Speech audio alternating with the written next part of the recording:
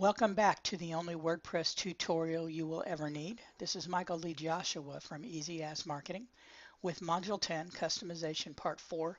We're going to take care of some general house cleaning settings and some plugins, get rid of some things that are on your site that you don't need and add a few things that you do. So let's get started. First of all, go to the WordPress dashboard. If you remember, that's yourdomain.com/wp-admin. That gives you the login and log into your dashboard. Then we're going to click on Settings, Discussion. And there are three things we're going to look at here. First of all, if you want to allow people to post comments on articles or blog posts, you're going to want to check this box right here.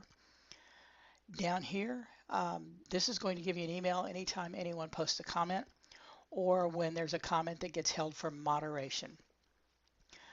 This is what holds them for moderation. If a comment has more than 2 links in it, you're going to tell the system to automatically hold it for moderation. 99% of the time when people are posting spam on blog posts and articles, it has a bunch of different links in it to click to. So it's going to flag those and it won't let them post to your site. Once you've decided what you want to do here, go ahead and click Save Changes at the bottom. Now we're going to look at your profile. In Users, your profile is where you'll find this information. Your username was set when you built your WordPress site. As soon as you set it up, you selected a username. That can't be changed. You can add other users and also make them admin, but the one that you actually built this with, well, you won't be able to change. Put your first name here. Put a nickname here. Once you can have several nicknames, and once you have your nicknames here, you can pick from those nicknames what display name you want on your posts. So if you write a lot of posts and you want them to have, you don't really want your name on it, but you want, like WordPress Guru to be your nickname on your articles, you can actually select that right there.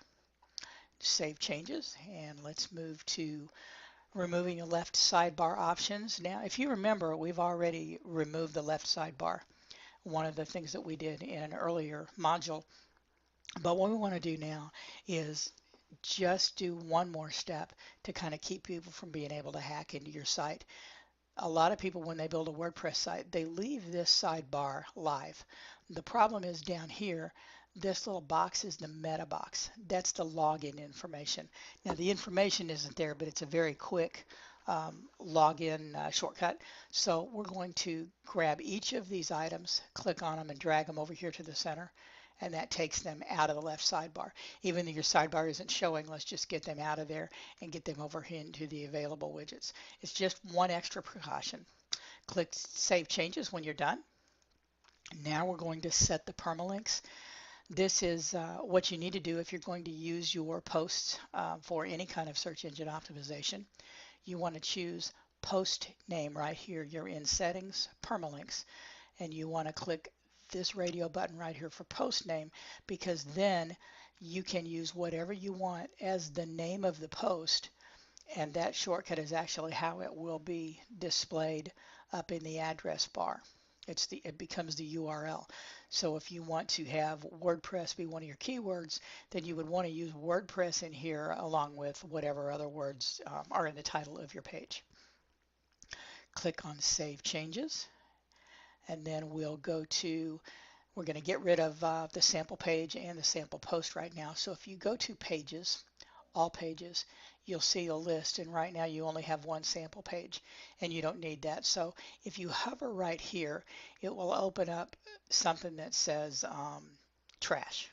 Just click on trash, so this goes to trash, and then after you've done that, up here you'll see all (1) published (0) trash (1).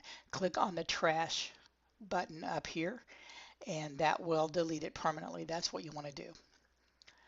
Now let's go to do the same thing with the sample post. Click down here below Hello World. See where it says to send it to trash. Click it and then go up here and click on the trash button to delete it permanently, so it's no longer on your site at all. Now this is what you're going to see when you go back and view your site. Just click on, up in your dashboard, there's a place right below the very top left corner. It says Visit Site. Click on that. It will open up your site, and you're going to see that your Hello World post is gone. You see there is no left sidebar. There is an opening right here for the right sidebar, which we are going to be using here in a little bit. Now go back to your dashboard, and let's see if we can get rid of some plugins. If you go to your plugins, installed plugins, you're going to see these plugins. You've got akismet, you've got Hello Dolly, Jetpack, Mojo Marketplace, which is new, so it may be something that you want later on. It's not something that I use, but you might want it. And WP Super Cache. So you want to keep the Super Cache, and you want to keep akismet. These others you don't. So just in each one of them, click delete right here. You see there's delete right there. And when you do, you'll come to this window. Yes, delete these files. Click that. And then when you do, once you've deleted those three, you'll come back, and these are the only things that you have now. Just double check and make sure that you've got rid of those three that you don't need. Now we're going to activate your akismet account. Akismet is the best spam catcher, and it's free. All you have to do is register. So right here it says sign up for an akismet API key. Just click that, go and register, get your API key, and then you can come back by clicking on this button right here and put it right there, save changes, and you will have akismet installed. It will do so much work for you in catching spam. There's a lot of it you won't even see because akismet is really, really good at it. Now we're going to add a plugin. This is the same step you will go through every time you add a plugin, whether you purchase a special plugin or you use one that is available readily through the WordPress marketplace. So we're going to get a text editor so that we can really do some stuff with our posts.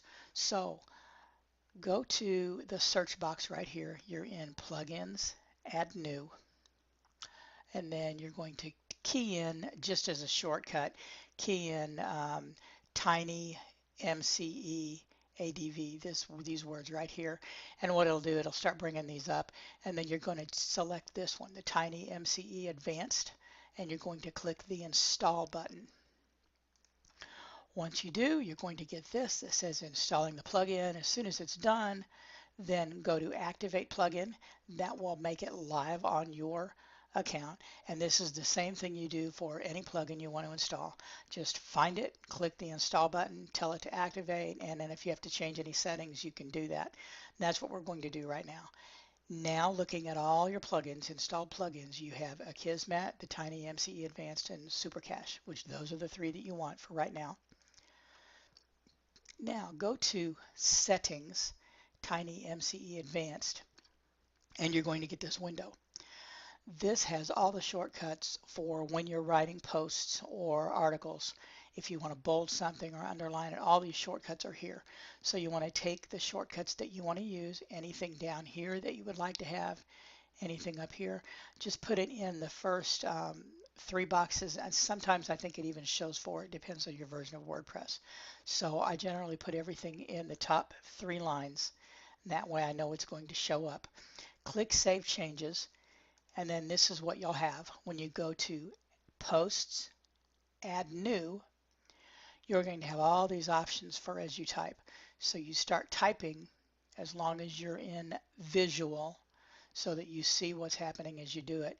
As long as you're in there, all you have to do is highlight. If you want to bold something, you can highlight the word and then click the B and it will bold. There's a shortcut for hyperlinks and everything else, so it will help you out tremendously when you're building your blog posts. So that's really all we had for this time. There's some more customization to go and some more plugins to look at. So I will see you in Module 11. This is Michael Lee Joshua from Easy Ask Marketing.